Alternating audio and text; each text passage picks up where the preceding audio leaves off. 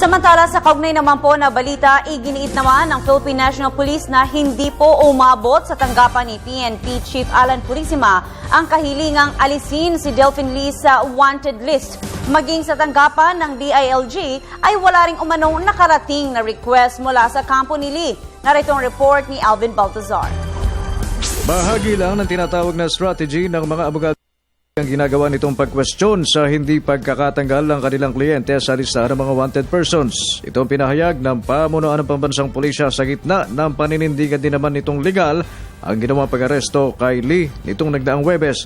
Paliwanag ni PNP-PIO Chief Superintendent Ruben Teodoro Sindak, sakalimang may nilagdaan ngang dokumento si CIDG Chief Superintendent Benjamin Magalong hinggil sa delisting ng pangalan ni Lee, hindi naman anya ito umabot sa level ng Chief PNP at hanggang sa level lang ng CIDG.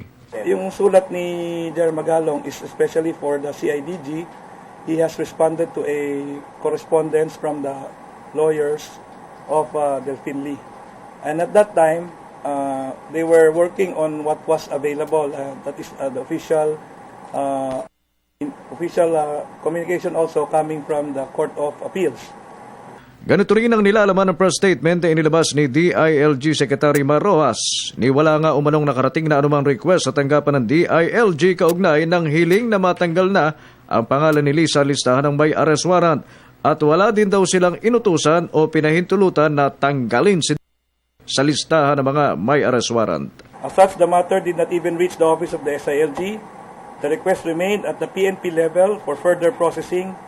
And the DILG never issued any order delisting Delphine Lee.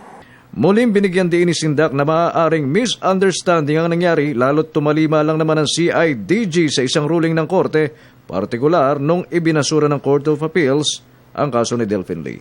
Para sa Telebisyon ng Bayan, Alvin Baltazar.